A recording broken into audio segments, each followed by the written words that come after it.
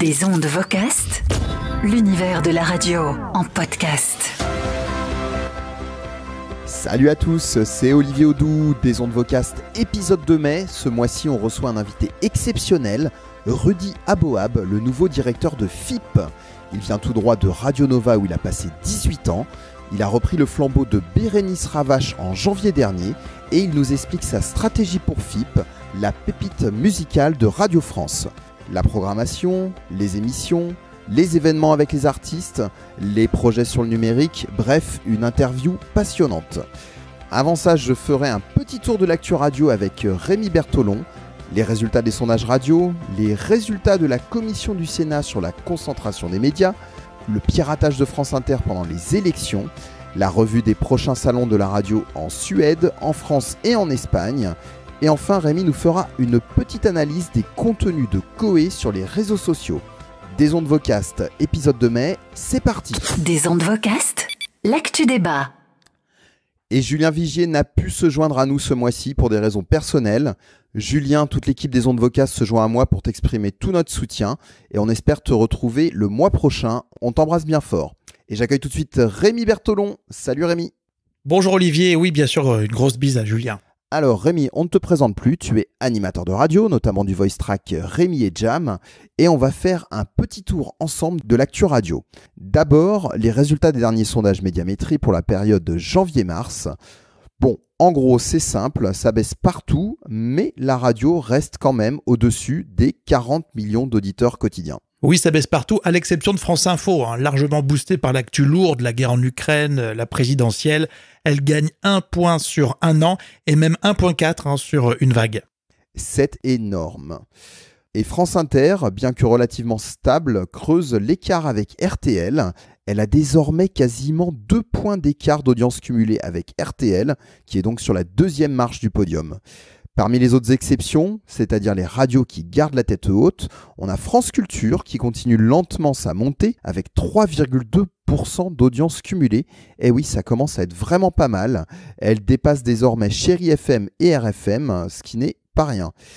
Et les bonnes nouvelles sont décidément chez Radio France avec aussi FIP, toujours très forte, avec 1,3% d'audience cumulée, avec seulement 10 fréquences en France. Décidément, le thématique et la diversité, ça paye. On en parle tout à l'heure avec son nouveau directeur, Rudy Aboab. Dans le reste de l'actualité, Olivier, il y a le résultat de cette commission du Sénat sur la concentration des médias. Et oui, on en a parlé dans pas mal de nos anciens numéros, Rémi. Et notre analyse et celle de la presse, c'est beaucoup de bruit pour pas grand-chose. Le gros rapport du Sénat ne fournit au final que des recommandations tièdes et non contraignantes pour les grands groupes, alors que la commission avait quand même interrogé les très gros capitaines d'industrie en charge des médias, dont Bolloré, Lagardère, Arnaud, etc., etc. Et donc au final, ça s'est terminé comment ? Eh bien, entre une bataille rangée entre les sénateurs de gauche d'un côté qui étaient en faveur de plus de réglementation et de contrôle des grands groupes, et les sénateurs de droite de l'autre qui, eux, privilégiaient plus de liberté face notamment à la concurrence des géants du numérique, notamment américains.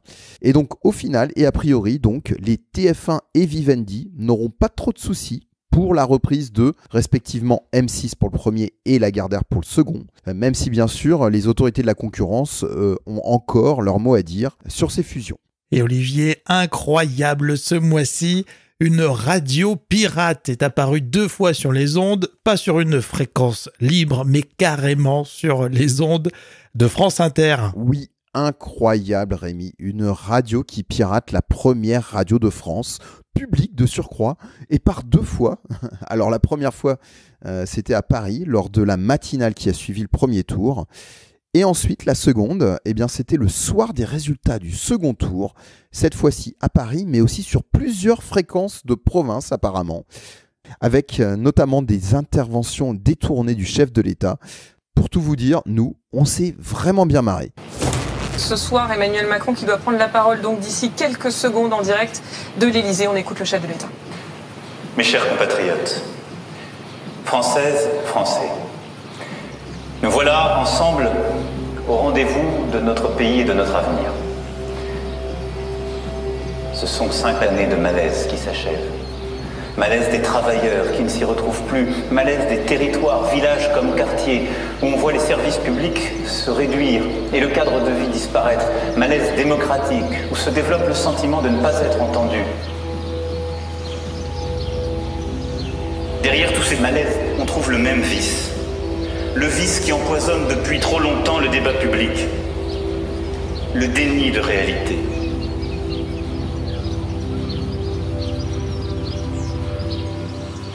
Voyons la réalité en face. Les forces de l'aliénation sont extrêmement puissantes. Aliénation à la nouvelle division du travail qui s'esquisse dans un univers en transformation profonde. Aliénation à la misère, à la pauvreté. Aliénation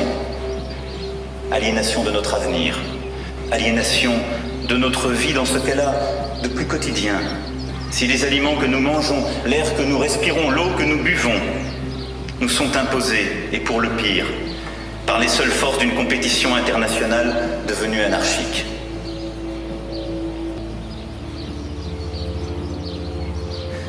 Nous n'avons pas devant nous 5 ans d'ajustement et de demi-mesure. Je n'ai aucune envie de faire 5 ans de plus. Je sais que les Françaises et les Français, en cette heure, attendent un projet conscient, théorisé. Olivier, c'est vraiment excellent. Je n'ai aucune envie de faire 50 plus. C'est clair. Bref, on essaiera d'en savoir plus pour le prochain numéro sur comment, notamment au niveau technique, ce piratage a pu avoir eu lieu sur des fréquences FM et si les coupables ont été trouvés. On a hâte. Alors Rémi, ce mois-ci, tu t'intéresses à Koé. Koé, c'est tous les jours sur Énergie de 15h à 20h. Et en avril, l'animateur et humoriste a dépassé, tenez-vous bien, les 13 millions d'abonnés, tous réseaux confondus. Facebook, YouTube, TikTok, Twitch, Instagram. Donc, tu t'es intéressé à savoir comment Koé utilise les réseaux sociaux au profit de la radio. Oui, autrement dit, quel contenu, sur quel réseau social. Il y a pas mal de différences, vous allez le voir. La seule constante, c'est la façon dont il est filmé dans sa propre émission en direct. Koé au centre de l'image. Derrière lui défile un bandeau sur les écrans avec le nom de l'émission et de la radio. On est très loin des codes de la télévision, c'est très efficace. Il sous-titre par moments, pas tout le temps, mais bien souvent, ses vidéos pour une meilleure visibilité. On commence par le réseau social le plus ancien, Facebook. Oui, et d'ailleurs, Koé est toujours très actif, avec plus de 4 millions de fans sur Facebook. C'est d'ailleurs le seul réseau social où il va prendre le temps de faire des posts et des publications pour vendre le thème d'une émission, par exemple, ou lancer un appel à témoins. On voit qu'il crée encore du lien comme ça. Sur son compte officiel Facebook, Koé met des vidéos, évidemment, des extraits d'émissions quasiment exclusivement, et puis des petits partenariats rémunérés, ça fait du bien de temps en temps, sous forme de jeu. C'est totalement transparent, dans le post, c'est marqué que c'est un partenaire, un sponsor. Et donc voilà, donc c'est un Facebook Live, par exemple, organisé dans un magasin But de Pontoise, sans marque Énergie, donc peut-être dealé en direct. Et puis, il y a aussi un jeu, j'ai vu notamment Feu Vert, la marque Feu Vert, qui fait gagner un vélo électrique, cette fois-ci avec Énergie. Donc voilà pour Facebook. Sur Instagram, et c'est 1 million d'abonnés, Koé publie plus des photos sur sa vie, sa femme. Il est très amoureux en ce moment, Koé. Ce sont des photos familiales aussi par moment.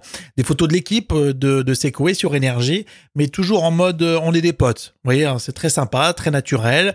Et puis en parallèle des stories, c'est très organisé, des répertoires comme propose Instagram, avec la partie One Man, la partie Énergie, la partie Mix, etc. Mais il est quand même un peu moins engagé sur Instagram. Koé est réputé sur YouTube. Ah oui, Koé est très puissant sur YouTube. Avec 3 450 000 abonnés, Koé propose des vidéos qui marchent vraiment très fort et qui sont reprises. Des extraits d'émissions, essentiellement de l'émission de radio. On pourrait croire par exemple qu'un canular téléphonique, ça n'intéresse personne, c'est pas visuel. Mais quand Koé dit on va appeler le vendeur d'un simple télé-loisir sous blister de février 2022 avec l'interview de Clara Luciani, mais qu'en plus c'est la chanteuse Clara Luciani qui l'appelle avec Koé, forcément c'est très visuel, très sympa. Et et du coup ça cartonne.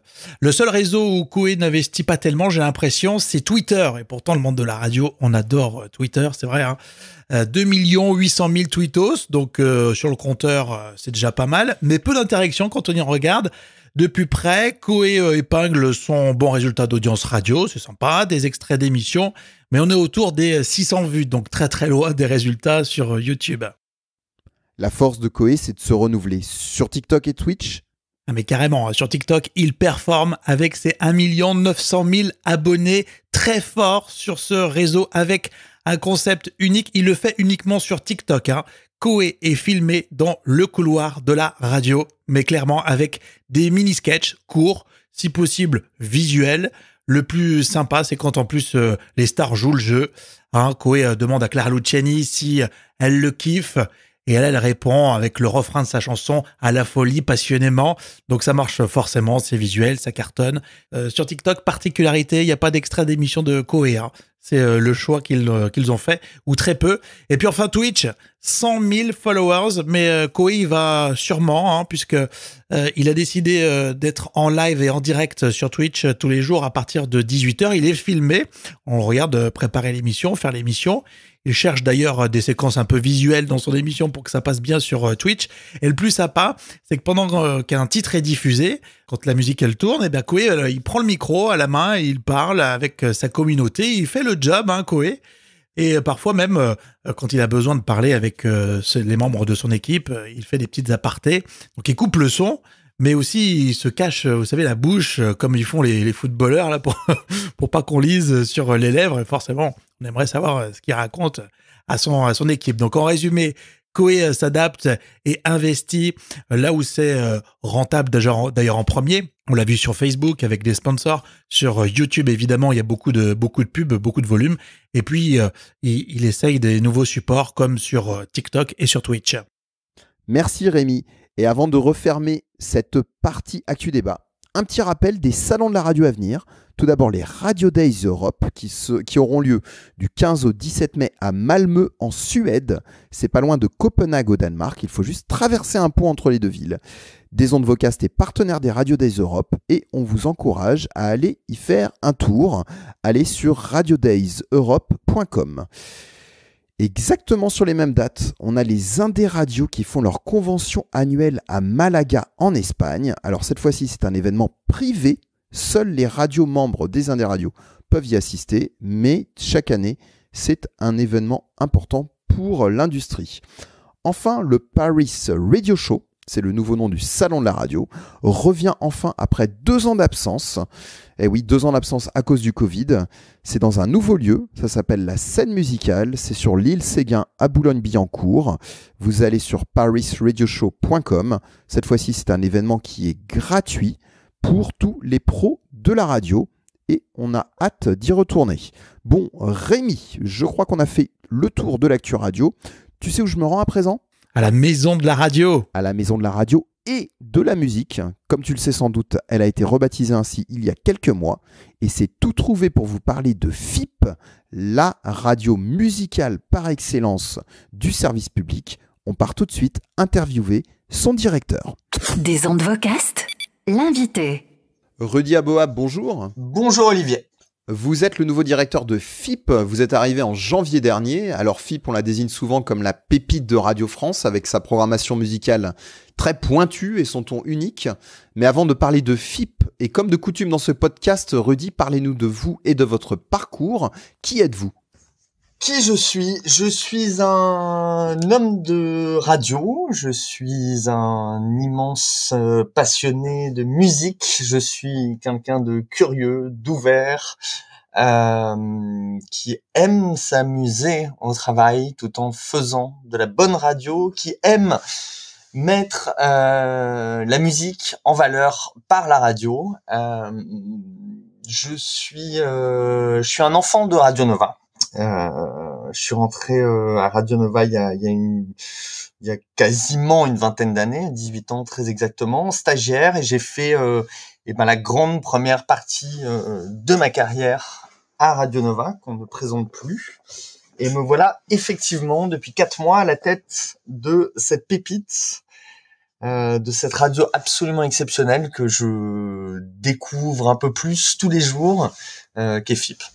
Alors à Nova, vous étiez notamment en charge de la programmation des Nuits Zébrées, des Nova Sessions et aussi en charge de la promo et des événements. Est-ce que c'était naturel pour vous de passer dans le service public et notamment chez FIP ? J'ai effectivement créé les Nuits Zébrées. Les Nuits Zébrées ont été mon bébé pendant des années puisque ça a été une émission concert qui est un peu rentrée dans la légende de Nova puisqu'elle a duré 15 ans. Mais par contre, quand j'ai quitté Nova, j'étais directeur de la musique, donc j'étais en charge de toute la partie artistique, de la ligne musicale, éditoriale de la radio. Effectivement, 18 ans dans le privé, en tout cas au sein de Radio Nova, qui est une radio extrêmement familiale. Et effectivement, moi, je caressais un rêve dans un coin de ma tête qui était qu'est-ce qui peut se passer après Nova, radio exigeante dans la manière de défendre les musiques.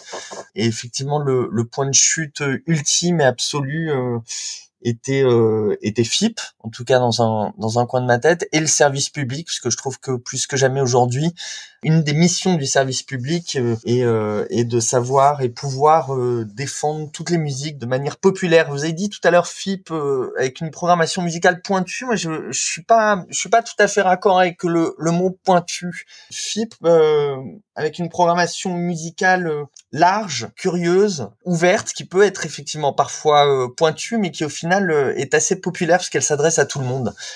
Et c'est en ça que j'étais particulièrement honoré de rejoindre le service public, spécifiquement à FIP, justement pour pouvoir aujourd'hui défendre avec cette radio exceptionnelle un spectre musical à 360, totalement large, qui lie le passé, le présent et j'espère le futur de la musique. Est-ce qu'il y a plus de liberté en termes de programmation sur FIP qu'il n'y avait sur Nova ? Oui, bien sûr. Et à vrai dire, les deux radios sont assez peu comparables. Le point commun évident entre FIP et Nova est cet amour de la musique, cet amour d'une manière de défendre la musique, les musiques en radio.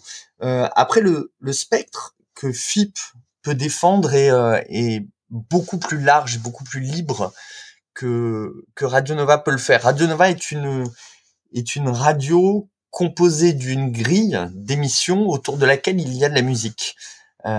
FIP est une radio dont la grille ou la non-grille est de la musique. Et de la musique qui vit toute la journée de manière ultra ouverte, ultra foisonnante, de 7h du matin à 23h en direct, puisque je crois que le taux de musique sur FIP explose tous les records possibles et imaginables. On doit être autour de 90-92% sur une journée complète.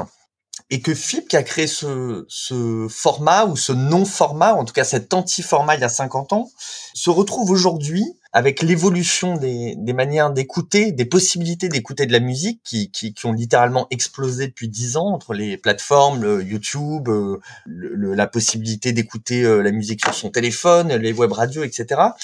FIP se retrouve aujourd'hui en tant que radio musicale avec le format le plus moderne qui existe pour défendre la musique, à savoir jouer la musique de manière totalement libre, totalement décomplexée, sans la moindre rotation sur les titres. En l'occurrence, je réexplique pour les personnes qui écouteraient le podcast qui n'auraient peut-être pas la notion de ce qu'est une rotation en radio. Une rotation en radio, c'est le principe de faire tourner plusieurs fois par jour les nouveautés, la playlist qu'une radio met en avant. Et ça existe partout. Ça existe qu'on soit sur un format chez Skyrock, chez WeFM, chez Nova, etc. La rotation existe dans toutes les radios. FIP a aujourd'hui, fort de ses 700 000 auditeurs, des auditeurs qui justement viennent pour l'inverse. À savoir ne pas entendre les mêmes titres, entendre une programmation qui est faite de manière totalement artisanale et humaine et qui raconte une histoire de la musique différente tous les jours. Alors donc vous avez pris le flambeau de Bérénice Ravache à la direction de FIP en janvier dernier. Cette dernière est partie sur France Bleu. Mmh. Alors comment on reprend la direction d'une radio comme FIP qui a 50 ans, qui a un format à la fois très installé mais aussi un format qui surprend toujours par définition puisque c'est la radio éclectique par excellence.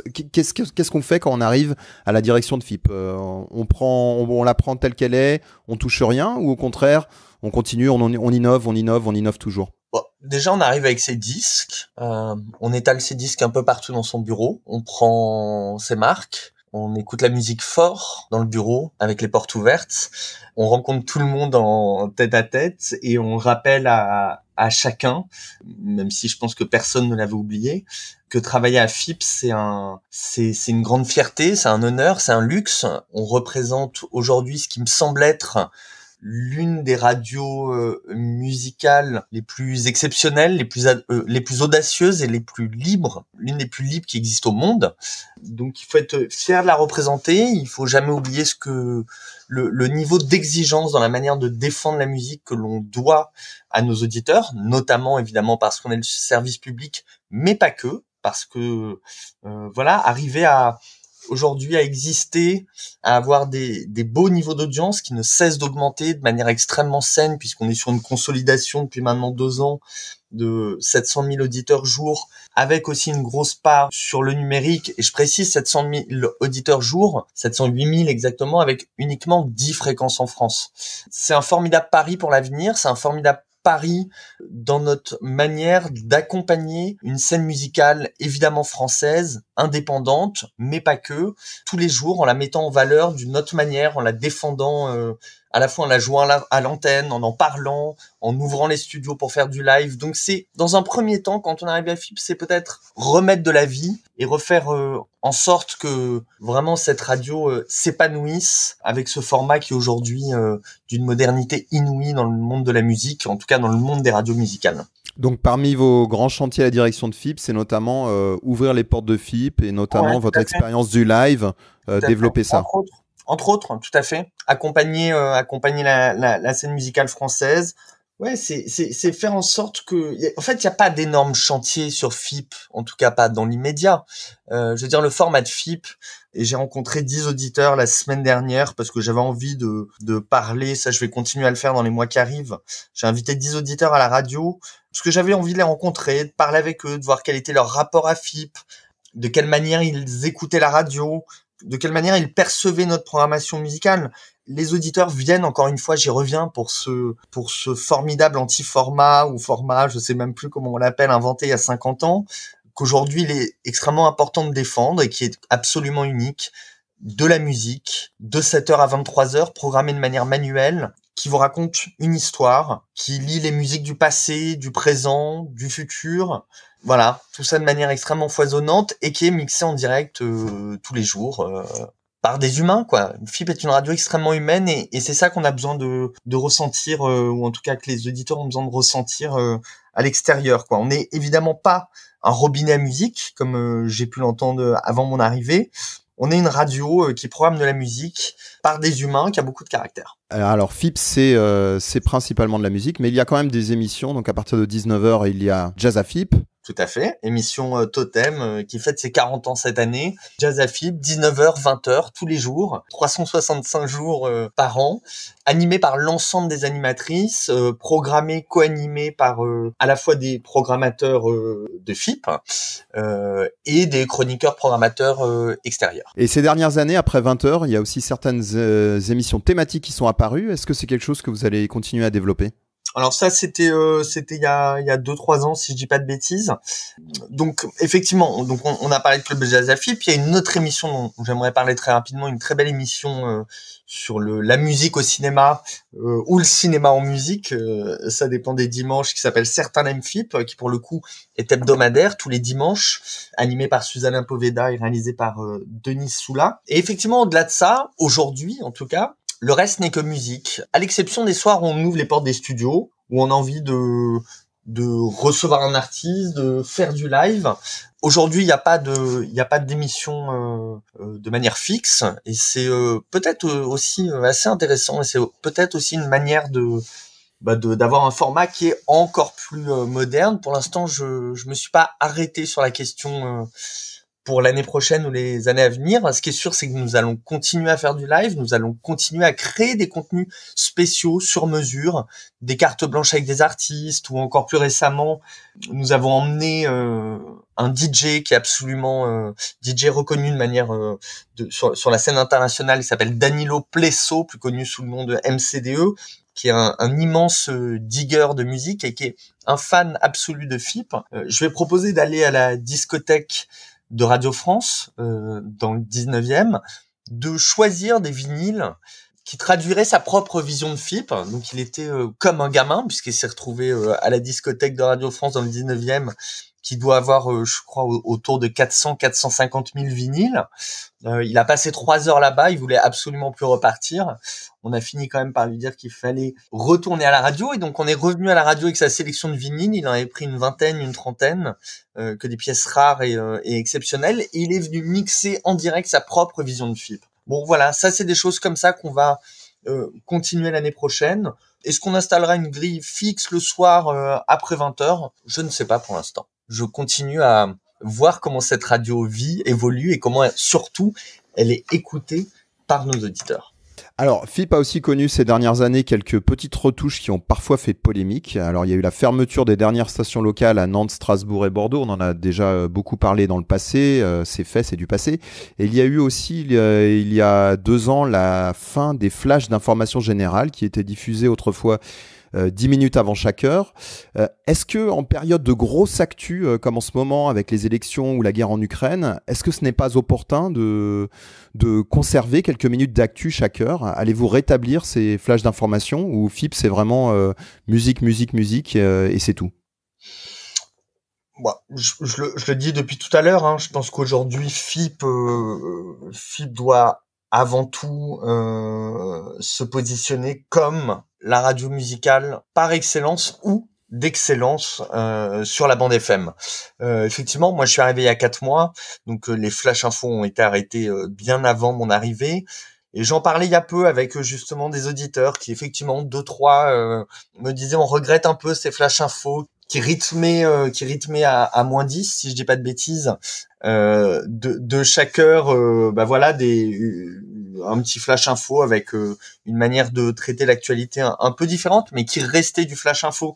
Et à l'inverse, il y en a d'autres qui me disaient ça nous conforte encore plus dans notre manière d'écouter FIP, de découvrir la musique que vous programmez, et qui nous protège, ça serait peut-être un peu pompeux, mais qui nous permet de rester dans cette bulle hyper sereine, hyper curieuse, hyper intemporelle, musicale qu'est FIP aujourd'hui. Voilà. Donc pas de décision là-dessus dans l'immédiat.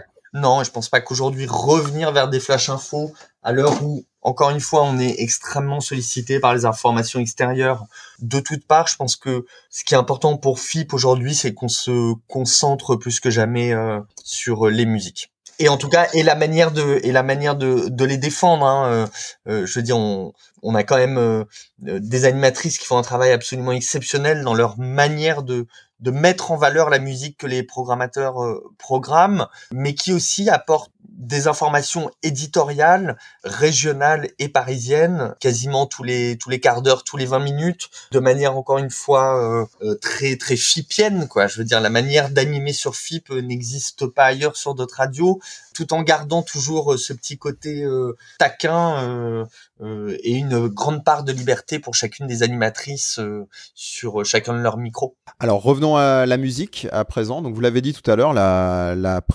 programmation est fabriquée à la main. Est-ce que vous déjà confirmez bien qu'il n'y a aucun logiciel d'aide à la programmation qui est utilisé par les programmateurs ? J'invite tout le monde à venir à la radio, et c'est ce que je fais depuis 4 mois, depuis que j'ai découvert la manière dont on programmait la musique.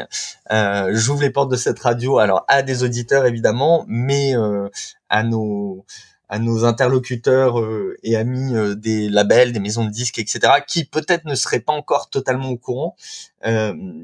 Moi, ça a été une des choses qui m'a le plus épaté quand je suis arrivé, hein, et pourtant, encore une fois, on y revient. J'arrive de Radio Nova, qui est une radio, je pense, qui a plus rien à prouver sur la musique. Mais quand je suis arrivé ici à FIP et que j'ai regardé, que j'ai échangé avec les programmateurs, puis les techniciens en studio, j'ai été complètement ébahi par la manière dont on programme la musique. C'est bien simple. Il y a 8 programmateurs à FIP. Ces 8 programmateurs, tous les jours, réécrivent une nouvelle page de la musique, ou en tout cas repartent d'une page blanche pour écrire leurs 2 heures de programmation musicale, puisqu'on est passé à des tranches de 2 heures par programmateur. Donc ça, c'est une première chose. Aucun morceau sur FIP n'est diffusé 2 fois dans une même journée. Ça n'existe pas ailleurs, en tout cas pour des radios musicales FM. Nous nous obligeons évidemment à balayer un spectre musical extrêmement large, que ce soit en termes de genre, de styles musicaux, de période, de notoriété. Et tout ça derrière, c'est le savant mélange et la manière de faire totalement artisanale et humaine de ces programmateurs qui, toutes les 2 heures, va vous raconter une histoire de la musique, suivant l'humeur du programmateur. Hein, et c'est ça qui est absolument fantastique. Tout est humain. Donc tout change de fait tous les jours, constamment. À cela, on ajoute, et pour la petite anecdote, je suis arrivé un lundi 3 janvier, ça doit être ça. Donc évidemment, l'une des premières choses que j'ai fait en tant qu'homme de radio, c'est d'aller en studio. Et là, je suis tombé sur l'un de nos techniciens, puisqu'on a une dizaine de techniciens qui sont en tournant dans les studios de FIP. Et et je le vois enchaîner 2 morceaux. Et je lui dis, mais que viens-tu de faire? Et il me regarde de manière un peu hallucinée en me disant, je viens d'enchaîner 2 morceaux. Et je lui dis, on enchaîne les morceaux toute la journée? Il me dit, évidemment, on enchaîne les morceaux toute la journée.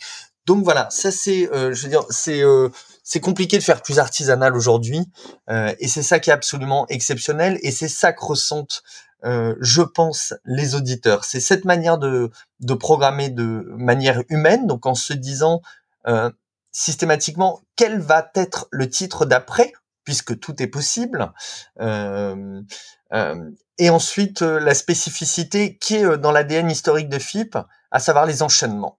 Ces enchaînements qui sont faits à la main par des techniciens et ces enchaînements qui sont constamment travaillés, imaginés, alors que ça soit sur les mélodies, soit sur un sens entre 2 morceaux par les programmateurs. Alors parlons des nouveautés. Comment sont sélectionnés les nouveaux titres? Vous avez un comité d'écoute musicale avec vous et les programmateurs. Comment se passe la sélection des nouveautés? Alors, la sélection des nouveautés, elle est totalement ouverte à la curiosité, au goût et à l'écoute des programmateurs. Ça, dans un premier temps, si on parle des nouveautés de manière générale, tout style confondu. Ensuite, il y a une autre manière sur FIP de mettre en avant nos nouveautés, c'est via nos partenariats albums qui s'appellent des sélections FIP. Les sélections FIP sont donc des partenariats sur des albums que nous faisons de manière mensuelle, qui sont décidés en comité de programmation. On en discute toutes les semaines pour ensuite, avoir acté entre suivant l'actualité, entre 7, 8, notre maximum possible est 13 partenariats albums, ce qui est considérable. À partir du moment où nous décidons, où nous proposons à un artiste, à un label, qu'un album soit une sélection FIP, derrière cela veut dire que les programmateurs s'engagent, parce qu'ils en ont envie évidemment, puisque c'est un choix éditorial, à jouer pendant 1 mois au moins un morceau de l'album par jour. La différence étant que les programmateurs pourront jouer ce qu'ils ont envie de jouer sur l'album. On n'est pas forcément sur les singles. Ce qui veut dire, prenons un exemple concret, nous avons été partenaires le mois dernier de l'album de Mélissa Lavo. L'album a été défendu pendant 1 mois, où 1 fois par jour, vous avez pu entendre sur FIP un morceau de l'album de Mélissa Lavo. Ce qui fait qu'au final, sur 1 mois, l'album de Mélissa Lavo aura été quasiment joué dans son intégralité. À l'inverse, ça ne veut pas dire qu'un album qui n'est pas sélection FIP pour X raisons ne sera évidemment pas joué sur l'antenne, puisque encore une fois, on en revient à une programmation musicale qui me semble être l'une des plus libres et riches au monde. À l'inverse, le nouvel album de Charlotte Adigéry et Bolis Poupoul, une formidable sortie sur le label Dioui, label de Soulwax. Nous n'étions pas partenaires de l'album. Il y a eu un immense coup de cœur des programmateurs, en tout cas d'une grande partie des programmateurs sur cet album. L'album a été joué, en tout cas des morceaux de l'album seront joués constamment sur l'antenne de FIP. Est-ce qu'il y a des styles de musique ou des types de titres qui sont exclus de la programmation? Pas exclus, mais nous les programmateurs ont une parfaite connaissance d'une ambiance générale qui doit se dégager de leur programmation musicale. Nous sommes à la fois sur une radio qui effectivement est extrêmement curieuse, mélange les genres, qui n'est pas là pour trop brusquer, même si on n'est pas non plus uniquement, on n'est surtout pas, en tout cas on n'est pas une radio calme ou qui est uniquement une radio d'accompagnement, mais il y a réellement un confort d'écoute sur FIP. Il se doit d'y avoir des variations, mais on n'est pas là non plus pour provoquer ou brusquer l'auditeur. On est là pour amener les choses de manière mélodique, logique, curieuse, et que l'oreille se tende parfois en se disant tiens, là il y a peut-être un rythme qui est un peu plus surprenant, un son qui est un peu différent, mais ça prête à un intérêt, et puis l'auditeur sait que derrière on va repartir de toute façon sur autre chose. Donc c'est plus une ligne générale qui se dégage que des choses qui sont exclues. Après, effectivement, il y a mais comme toutes les radios du monde, il y a des choses qui sont plus compliquées à programmer que d'autres. Mais je te rappelle, Olivier, qu'on a derrière 8 web radios qui nous permettent aussi d'étirer le spectre de FIP de manière encore plus large et thématique. Et ces web radios qui sont aussi faites de manière manuelle et artisanale, et c'est notamment, je pense, la raison du succès de ces web radios, dont 3 web radios, et plus particulièrement l'une, sont sur du 1 million d'écoutes mensuelles, ce qui est absolument considérable. Il s'agit de FIP Jazz. Non, FIP Groove, figure-toi, Olivier, qui a dépassé, qui a passé pour le mois de janvier pour la première fois le million d'écoutes mensuel, ce qui est un record pour FIP et pour Radio France. Effectivement, talonné de très près par FIP Rock, FIP Jazz, qui sont à des niveaux d'écoute qui aujourd'hui approchent 900 000 écoutes mensuelles, et derrière un socle très solide entre pop, reggae, musique électronique, world music, qui montre combien les auditeurs de FIP, qu'ils soient sur la FM ou sur le numérique, sont capables de se balader sur différents styles de manière constante. Alors, pour en finir sur la relation avec les artistes, donc vous avez expliqué le principe des sélections FIP et de manière générale la relation avec les labels, mais est-ce qu'il y a aussi des moyens, des contacts, un canal de relation, disons, entre la radio et les artistes de manière directe? Est-ce qu'il y a des passerelles directes, par exemple, pour un artiste indépendant qui souhaite faire connaître un artiste indépendant de qualité qui souhaite faire connaître sa production? Est-ce qu'il y a des moyens de contacter FIP pour être diffusé? On envoie un CD, on envoie un email? Quels sont ces... Oui, bien sûr, on continue à recevoir beaucoup de musique tous les jours, que ça soit de manière physique ou de manière numérique, y compris par mail, d'artistes de France et d'ailleurs, puisque FIP commence vraiment à avoir une certaine reconnaissance et un beau niveau d'écoute à l'international. Non, mais ça c'est totalement ouvert, évidemment. En plus du fait que nos programmateurs sont constamment à l'affût ça n'a pas de sens de le dire comme ça, même s'il y a un peu ce côté-là ici, de tout ce qui se fait musicalement en termes de nouveautés tous les jours. Ils sont en chasse. Ah oui, en chasse, je sais pas, je sais, est-ce que la chasse peut se faire avec passion? En tout cas, oui, ils sont constamment à l'écoute, Il y en a certains à qui je répète, comme un petit running gag, je les charrie, je leur dis, tu sais que tu n'arriveras jamais à écouter toute la musique du monde. Et ils essaient. En tout cas, c'est notre rôle et ça fait partie, évidemment, de notre rôle de service public, de pouvoir avoir le spectre le plus large possible, de découvrir des artistes, de mettre en lumière des artistes qui ne sont pas encore joués par d'autres radios. Je crois que c'est sur la dernière étude Diacast, 89% des morceaux qui sont de la musique qui est jouée sur FIP n'est jouée sur aucune autre radio. Voilà. C'est pas mal. Moi, je trouve ça pas mal. Alors, est-ce que vous travaillez avec d'autres radios au format alternatif à l'étranger, par exemple BBC Radio 6 au Royaume-Uni ou d'autres? J'aimerais bien, mais pas encore. J'ai pas eu le temps de me rapprocher vers eux, mais ça fait effectivement partie des projets éventuels.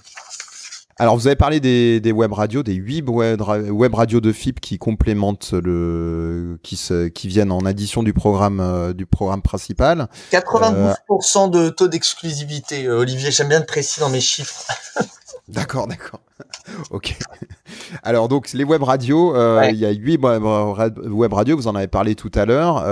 Elles sont évidentes en termes de rôle avec plusieurs millions d'écoutes au Ouais. total. Ouais. Quels sont les autres projets de FIP sur le numérique? Il se peut qu'il y ait d'autres projets de FIP sur le numérique, notamment en termes de web radio. Et ensuite, de manière générale, ça va être de développer, de consolider et d'aller chercher une nouvelle audience via le numérique. Et ça, de manière aujourd'hui très simple, je pense qu'on a encore une belle marge de progression dans notre manière de communiquer sur les réseaux sociaux. Donc ça, c'est un beau chantier à venir. Voilà. D'accord, les réseaux sociaux, la communication. Ouais, la manière de mettre en image, la manière dont vit la radio, notamment après 20 heures. Attention, il est absolument pas question de transformer FIP en radio filmée. Hein. C'est surtout pas ce que je dis, ça tuerait absolument tout mystère. Mais quand on reçoit des artistes, aujourd'hui, on a une belle marge de progression dans la manière de filmer leur live. Et ça, il faut qu'on arrive à mieux communiquer dessus, à mieux produire nos vidéos là-dessus. Alors le numérique, c'est aussi le DAB+, qui est arrivé sur l'axe Paris-Lyon-Marseille. Donc le DAB+, c'est la radio numérique. C'est en complément de la FM, on l'a dit tout à l'heure. FIP n'a que 10 fréquences en FM. Et malgré cela, 1,3% d'audience cumulée. Donc beau résultat. Quel sera le rôle du DAB+, dans la stratégie de FIP concernant son développement? Le rôle du DAB+, ça sera de pouvoir, dans un sens ou dans l'autre, monter dans une voiture à Marseille ou à Paris, pour l'instant, puisque ce sera possible sur d'autres parties du territoire dans les mois ou années à venir, et de pouvoir écouter FIP de manière continue, non-stop, avec une qualité de son exceptionnelle, sans grésillement, etc., etc.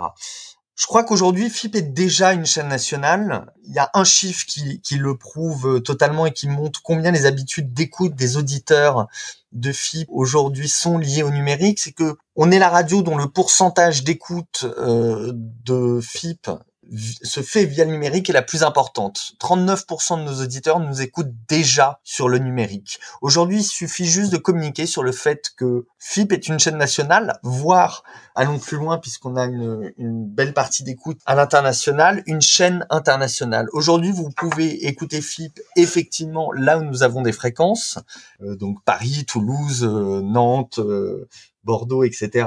Mais vous pouvez écouter aussi bien FIP à Brest, qu'à Rio de Janeiro, que à Sydney. Et l'impact du DAB+ seul, vous le voyez déjà en termes d'audience? Non, pas encore. Je pense qu'il est encore un peu trop tôt, malheureusement, pour le voir. On le verra je pense dans les mois ou dans les 2-3 années à venir. Sur les 1,3% d'audience cumulée, vous pensez que combien vient de l'écoute classique via la FM sur les 10 grandes villes et combien vient du numérique?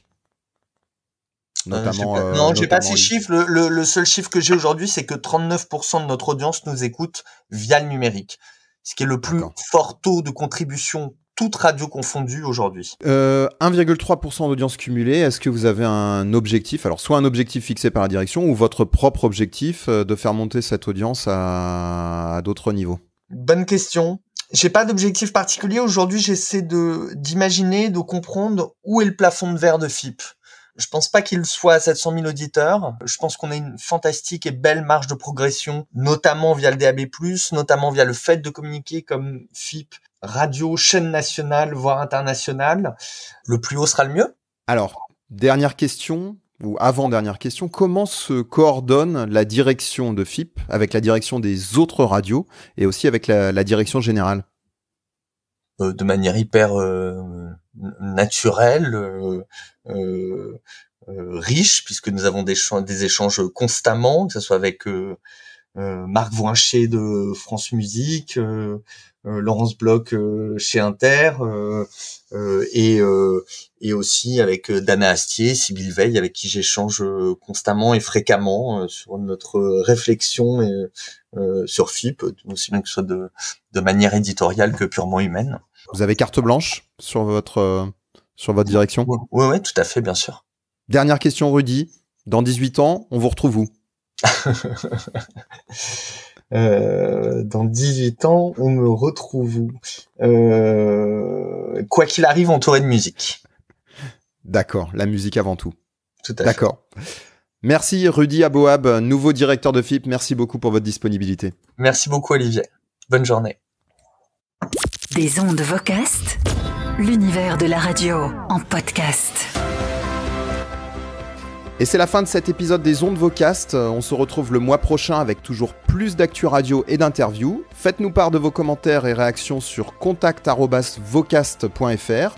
Et si vous voulez nous donner un petit coup de main pour la préparation et notamment la communication autour des épisodes, eh bien contactez-nous aussi car on recherche des volontaires. On se retrouve le 1er juin prochain. Merci, à très vite. Des ondes Vocast.